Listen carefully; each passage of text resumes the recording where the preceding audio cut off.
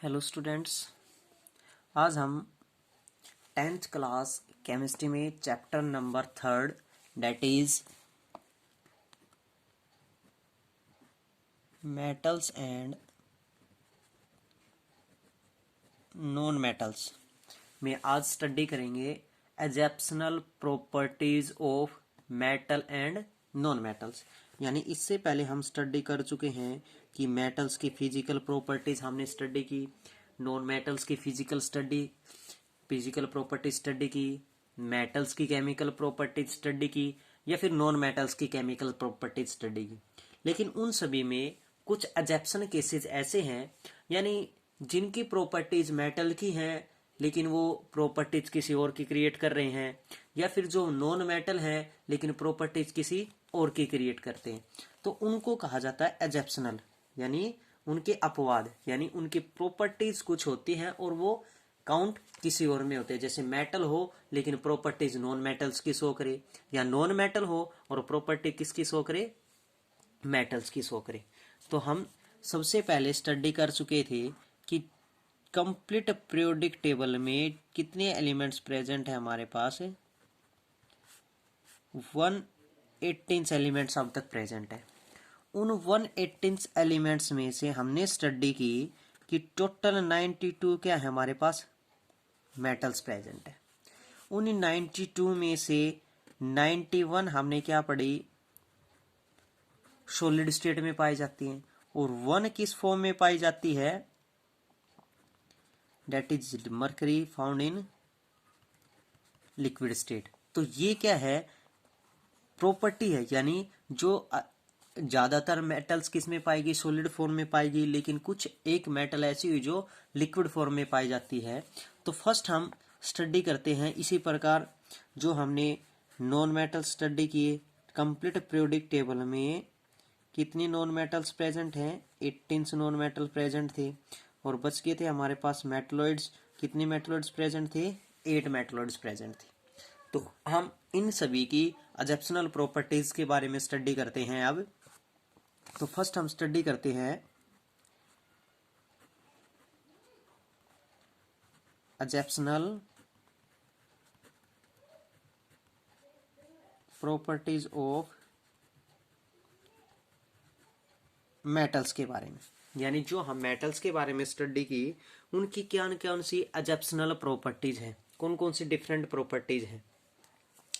देखो, first property क्या की हमने study, all metals are found in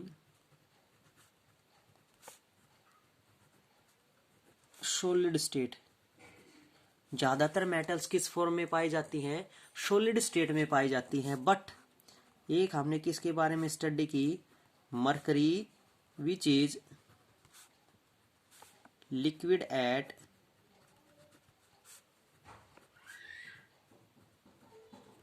room temperature. जो रूम टेम्परेचर पर किस फॉर्म में पाई जाती है, हमारे पास किसमें, लिक्विड फॉर्म में पाई जाती है। इसी प्रकार हम दूसरे की बात करें कि जो मेटल्स हैं हमारे पास, उन सभी का क्या होता है, सेकंड प्रॉपर्टीज के बारे में स्टडी करें तो मेटल्स क्या है, सॉलिड फॉर्म में पाई जाती है।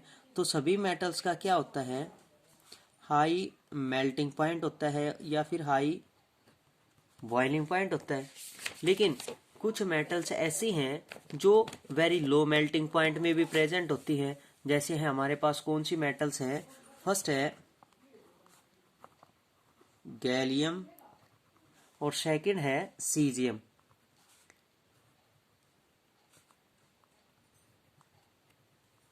जिनका क्या होता है, लो मेल्टिंग पॉइंट प्रेजेंट होता है। तो ये क्या है, एजेप्शन है।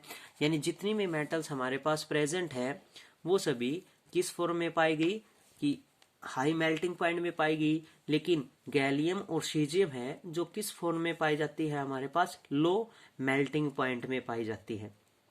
इसी प्रकार अनदर प्रॉपर्टीज के बारे में स्टडी करें तो ऑल मेटल्स आर सॉलिड। अब सॉलिड फॉर्म में पाई जाती हैं तो सभी मेटल क्या होंगे, अप्रोक्सीमेटली हार्ड होंगी। लेकिन कुछ मेटल्स ऐसी हैं जो हार्ड प्रेजेंट नहीं है। जैसे किसकी बात की जाए, जैसे एल्काली मेटल्स हैं,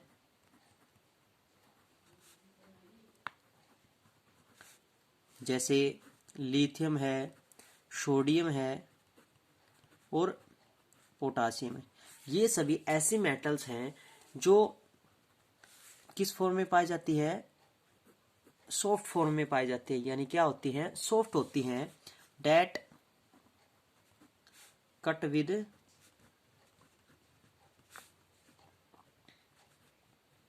नाइफ, जिनको किसे चाकू से भी आसानी से काटा जा सकता है। यानी ये मेटल्स लिथियम है, सोडियम है, पोटासियम है, ये इतनी सॉफ्ट मेटल्स होती हैं कि इनको हम आसानी से चाकू से काट कर सकते हैं, because they have low density and low melting point. क्योंकि इनका क्या होता है, लो डेंसिटी होती है और लो ही मेल्टिंग पॉइंट प्रेजेंट होता है। अब यहाँ पर एक वर्ड हमारे पास प्रेजेंट हुआ है, एल्काली मेटल्स। क्यों? क्योंकि जितने भी हमारे पास मेटल्स प्रेजेंट हैं वो सभी मेटल्स दो फॉर्म में पाए जाते हैं। फर्स्ट पार्ट होता है एल्काली मेटल और सेकंड होता है एल्कलाइन अर्थ मेटल्स। तो एल्काली मेटल्स कौन सी हैं, जिसके आउटर मोस्ट सेल में अगर हम इलेक्ट्रॉनिक कॉन्फ़िगरेशन ब्लॉक्स के अनुसार डिनोट्स करें तो उस ब्लॉक्स यानी सब सेल के अनुसार इलेक्ट्रॉनिक कॉन्फ़िगरेशन करें तो अगर s ऑर्बिटल में एक इलेक्ट्रॉन प्रेजेंट है तो वो किस में होंगे, एल्काली मेटल्स में होंगे। लेकिन s ऑर्बिटल में अगर हमारे पास दो इलेक्ट्रॉन प्रेजेंट है तो वो किस में होंगे, एल्कलाइन अर्थ मेटल में प्रेजेंट होंगे। तो ये होती है एल्काली मेटल्स, जिसके आउटर मोस्ट सेल में एक इलेक्ट्रॉन प्रेजेंट होता है, उसको कहा जाएगा एल्काली मेटल्स। या फिर हम एल्काली मेटल्स को ये भी डिनोट्स कर सकते हैं, the metals which have tendency of loss of one electron. यानी वो सभी मेटल जिसकी टेंडेंसी लॉस ऑफ इलेक्ट्रॉन्स करने की होती है मैक्सिमम मेटल्स की, लेकिन जिनकी टेंडेंसी क्या हो, one loss of electrons present हो। अगर हम उसका इलेक्ट्रॉनिक कॉन्फ़िगरेशन करें तो उनको क्या कहा जाता है, एल्काली मेटल्स। तो ये थी एजेप्शनल प्रॉपर्टीज ऑफ मेटल्स। नेक्स्ट हम स्टडी करते हैं नॉन मेटल्स के एजेप्शनल प्रॉपर्टीज के बारे में।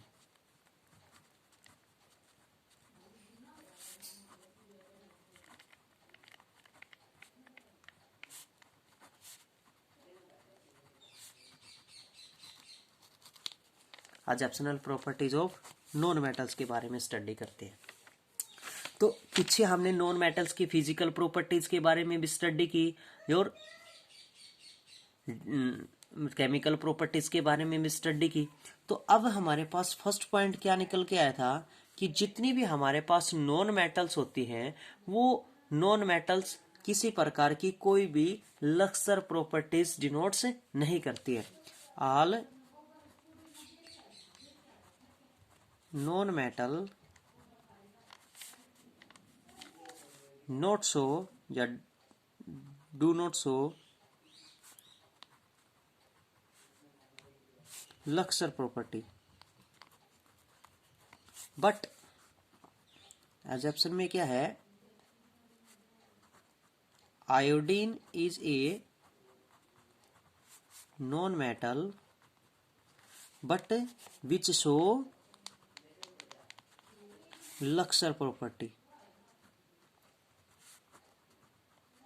यानी आयोडीन क्या है, हमारे पास एक नॉन मेटल है लेकिन वो किसकी प्रॉपर्टी शो करता है, लक्सर प्रॉपर्टी शो करता है। यानी एक नॉन मेटल होते हुए भी लक्सर प्रॉपर्टीज को शो करता है। उसी प्रकार सेकंड पॉइंट क्या है, carbon is a non metal. Carbon क्या है, हमारे पास एक नॉन मेटल है, लेकिन जब कार्बन के एलोट्रोप्स की बात की जाए, अब एलोट्रोप्स क्या होते हैं, the compounds of same element which have different chemical properties.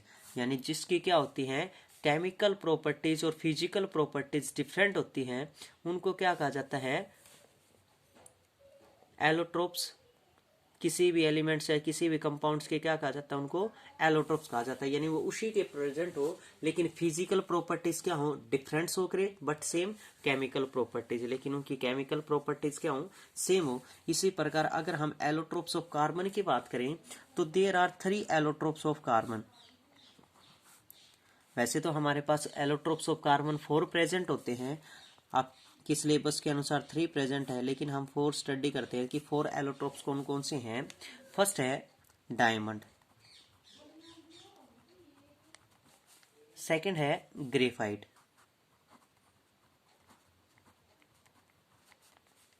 Third है फ्लोरेंस, और फोर्थ है नैनोट्यूब्स। ये सभी क्या है, एलोट्रोप्स ऑफ कार्बन प्रेजेंट होते हैं। लेकिन कार्बन क्या है, एक नॉन मेटल है। लेकिन यहां पर हम किसकी बात करें, डायमंड की बात करें तो डायमंड क्या है, सबसे हार्डेस्ट सब्सटेंस है। और हार्ड हमारे पास क्या थी, किसकी प्रॉपर्टीज में डिनोट्स हो रही थी, हार्ड प्रॉपर्टी मेटल्स की प्रॉपर्टी में से हो रही थी। लेकिन डायमंड क्या है, एक एलोट्रोप्स ऑफ कार्बन है जो कि एक नॉन मेटल है। तो ये क्या हुआ, हमारे पास एक एजेप्शन है जो नॉन मेटल होते हुए भी किसकी प्रॉपर्टीज को शो कर रहा है, मेटल की प्रॉपर्टी को शो कर रहा है। उसके बाद सेकंड है ग्रेफाइट। जितनी भी मेटल्स हमने स्टडी की, सॉरी जितनी भी हमने नॉन मेटल स्टडी की, वो नॉन मेटल्स क्या थी, non metals do not conduct electricity. यानी जितनी भी नॉन मेटल्स हैं वो इलेक्ट्रिसिटी को कंडक्ट नहीं करती है, उनमें से इलेक्ट्रिसिटी पास नहीं हो सकती है। लेकिन जब हम किसकी बात करें, एक ग्रेफाइट की बात करें, तो ग्रेफाइट क्या होती है, विच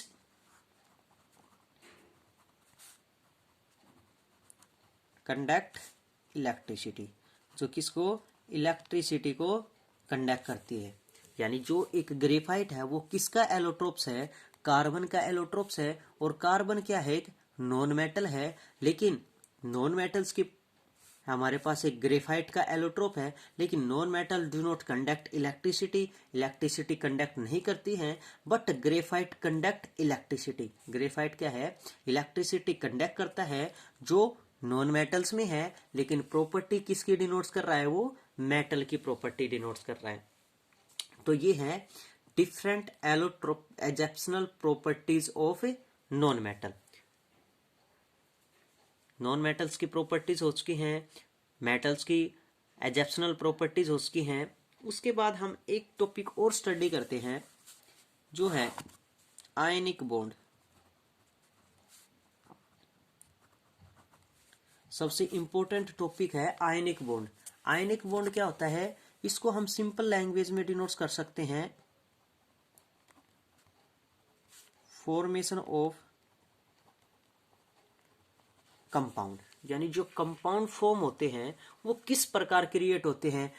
जी हमने ये तो डिनोट कर दिया कि एलिमेंट्स और एलिमेंट्स की कॉम्बिनेशन होने से क्या होता है, कंपाउंड क्रिएट होता है। यानी एलिमेंट्स और एलिमेंट्स को जब फिक्स रेशियो में कंबाइन किया जाए तो हमारे पास क्या क्रिएट होता है, कंपाउंड क्रिएट होता है। लेकिन जब हम उनको फिक्स रेशियो में कंबाइन कर रहे हैं, लेकिन रेशियो तो हम फिक्स ले लेते हैं, लेकिन उसके बाद हम इस कंफ्यूजन में आ जाते हैं कि कोई एलिमेंट्स ऐसा है जो लॉस ऑफ इलेक्ट्रॉन्स कर रहा है, कोई एलिमेंट ऐसा है जो गेन ऑफ इलेक्ट्रॉन्स कर रहा है, कोई एलिमेंट ऐसा है जो एक लॉस ऑफ इलेक्ट्रॉन्स कर रहा है, कोई 2 लॉस ऑफ इलेक्ट्रॉन्स कर रहा है, कोई 3 लॉस ऑफ इलेक्ट्रॉन्स कर रहा है, कोई ऐसा है जो एक गेन ऑफ इलेक्ट्रॉन्स कर रहा है, कोई ऐसा है 2 गेन ऑफ इलेक्ट्रॉन्स कर रहे हैं, कोई ऐसे हैं जो 3 गेन ऑफ इलेक्ट्रॉन्स कर रहे हैं। तो उसके अनुसार हम उनको किस प्रकार डिनोट्स करें। तो सबसे पहले जो भी हमारे पास केमिकल फॉर्मूले होते हैं, वो केमिकल फॉर्मूला किस प्रकार बनता है, म्यूचुअल शेयरिंग ऑफ इलेक्ट्रॉन्स। यानी इलेक्ट्रॉन्स की म्यूचुअल शेयरिंग करने से कंपाउंड्स क्रिएट होते हैं। अब हम आयनिक की बात कर रहे हैं तो आयनिक में यहाँ पर कॉम्बिनेशन किसकी है, चार्ज पार्टिकल्स की है, कैटायन प्लस एनायन। क्योंकि एन आयन किसकी कॉम्बिनेशन है, दोनों की कॉम्बिनेशन होती है। कैटायन होते हैं पॉजिटिवली चार्ज पार्टिकल्स और एनायन होते हैं नेगेटिवली चार्ज पार्टिकल्स। यानी अपोजिट चार्ज पार्टिकल्स को जब एक दूसरे में कंबाइन किया जाता है तो क्या क्रिएट होता है, बॉन्ड क्रिएट होता है, और उस बॉन्ड को क्या कहा जाता है, आयनिक बॉन्ड। तो ये है कि किस प्रकार क्रिएट होंगे, कि किसकी टेंडेंसी लॉस ऑफ इलेक्ट्रॉन्स करने की है, किसकी गेन ऑफ इलेक्ट्रॉन्स करने की है।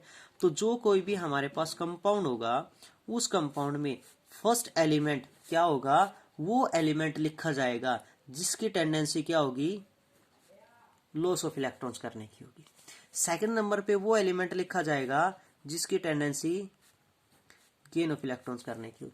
लेकिन कई कंडीशंस में क्या हो जाता है, एलिमेंट्स ऐसे भी आ जाते हैं जिसकी टेंडेंसी में एक लॉस ऑफ इलेक्ट्रॉन्स है, किसी के में दो हो, और एक ही कंपाउंड में क्रिएट हो। तो अगर हम सिंपली बात करें तो सबसे पहले वो एलिमेंट लिखा जाएगा जिसके आउटर मोस्ट शेल में एक इलेक्ट्रॉन प्रेजेंट होंगे, यानी वैलेंस इलेक्ट्रॉन्स। जिसके आउटर मोस्ट शेल में एक इलेक्ट्रॉन होंगे सबसे पहले वो एलिमेंट लिखा जाएगा। फिर उसके बाद वो लिखा जाएगा जिसके आउटर मोस्ट शेल में दो इलेक्ट्रॉन प्रेजेंट होंगे। फिर वो लिखा जाएगा जिसके में 3, 4, 5, 6 और 7, इस तरीके से वो लिखे जाएंगे। क्योंकि मैक्सिमम हमारे पास 7, 8 तक प्रेजेंट हो सकते हैं। तो 8वां तो हमारे पास किस में होता है, नोबल गैसेज में डिनोट्स होगा। जो इनर्ट गैसेज में डिनोट्स होता है तो उसको हम काउंट करते नहीं है। तो कौन से लिखे जाएंगे, इस तरीके से वो डिनोट्स किए जाएंगे।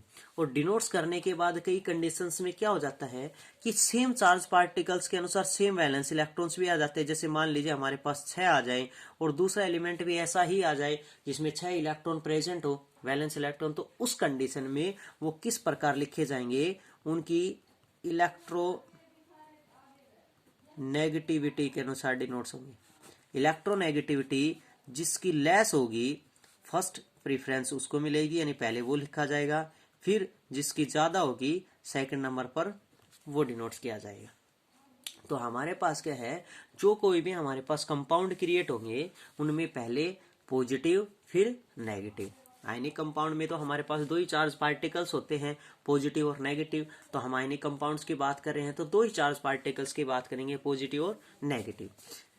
जैसे हम एक एग्जांपल लेके चलें, सोडियम क्लोराइड भी हमारे पास हो चुका है एक फार्मूला सोडियम क्लोराइड। इस को कंपाउंड फॉर्मेशन में क्रिएट कीजिए, यानी what is the chemical formula या फॉर्मेशन ऑफ सोडियम क्लोराइड। तो किस तरीके से लिखा जाएगा, भाई हमें ये पता है कि सोडियम का सिंबल क्या होता है, एन होता है, क्लोरीन का क्या होता है, Cl होता है। अब सिंबल पता होने के बाद हमें ये पता होना है इलेक्ट्रॉनिक कॉन्फ़िगरेशन के लिए उसका एटॉमिक नंबर, क्योंकि एटॉमिक नंबर से ही हम उसका इलेक्ट्रॉनिक कॉन्फ़िगरेशन कर सकते हैं। तो सोडियम का होता है 11, क्लोरीन का होता है 17। जब 2n² फार्मूले से सोडियम का इलेक्ट्रॉनिक कॉन्फ़िगरेशन किया गया तो क्या निकल के आया, 2, 8 एंड 1। इसी प्रकार 2n² फार्मूले से क्लोरीन का इलेक्ट्रॉनिक कॉन्फ़िगरेशन किया तो क्या निकल के आया, 2, 8, 7। तो आउटर मोस्ट शेल इलेक्ट्रॉन एक प्रेजेंट है, outer most shell electron 7 present है। अब एक प्रेजेंट हो चुका, 7 प्रेजेंट हो चुका, तो पहले एक वाला लिखा जाएगा फिर 7 वाला। अगर loss of gain of electrons की बात करें तो आउटर मोस्ट शेल के लिए 1, 2, 3 होते हैं, उसकी टेंडेंसी लॉस ऑफ इलेक्ट्रॉन्स करने की होती है। 5, 6, 7 होंगे वो गेन करेगा। तो जब आयनिक कंपाउंड है तो पहले कौन सा लिखा जाएगा, सोडियम, और बाद में कौन सा लिखा जाएगा, क्लोरीन। अब बात आई कि किसके कितने नंबर ऑफ मॉलिक्यूल्स डिनोट्स किए जाएंगे। तो हमने डिनोट्स कर दिया फार्मूला बनाने के लिए कि हमारे पास दो एलिमेंट प्रेजेंट हैं, सोडियम और क्लोरीन। अब नीचे हम क्या डिनोट्स करते हैं, उसकी वैलेंसी डिनोट्स करते हैं। भाई सोडियम की भी हमारे पास 1 वैलेंसी प्रेजेंट है और क्लोरीन की भी हमारे पास 1 है, क्योंकि गेन ऑफ इलेक्ट्रॉन्स 1 करता है तो 1 वैलेंसी है। अब इनकी मल्टीप्लाई करते हैं हम क्रिस क्रॉस मल्टीप्लाई में, और वही क्या हो जाएंगे, अपोजिट टर्म में उसके नंबर ऑफ मोलिक्यूल प्रेजेंट हो जाते हैं, और वही क्या हो जाता है, उसका केमिकल फार्मूला। तो जैसे Na के हम क्रॉस मल्टीप्लाई करें तो क्लोरीन का वैलेंस इलेक्ट्रॉन्स कितना है, सोडियम के कंपैरिजन में 1 है, तो हमने लिख दिया 1।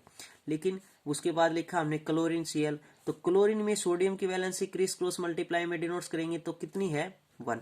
1 हम पुट करते नहीं है, इसलिए फार्मूला क्या हो उसका, NaCl, यानी कंपाउंड फार्मूला क्या हो उसका, सोडियम क्लोराइड का NaCl। इसको हम डिनोट्स करेंगे केमिकल फार्मूला ऑफ सोडियम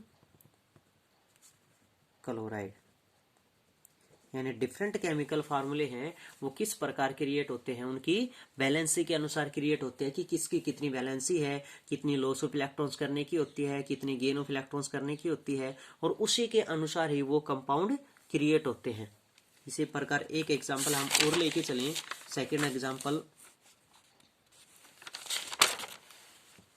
जैसे हम एक एग्जांपल और डिनोट करें और वो एग्जांपल हम ले ले एल्यूमिनियम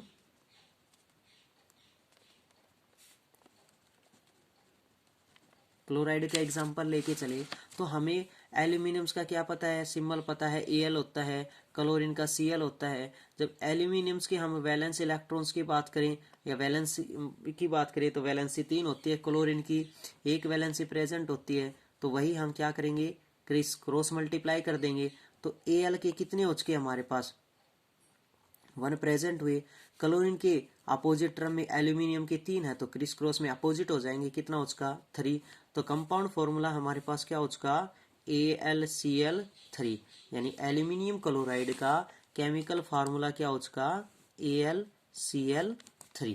तो इस प्रकार से डिफरेंट केमिकल फार्मूले आप स्टडी करने हैं कि जो भी डिफरेंट केमिकल फार्मूले हैं वो किस प्रकार क्रिएट होते हैं।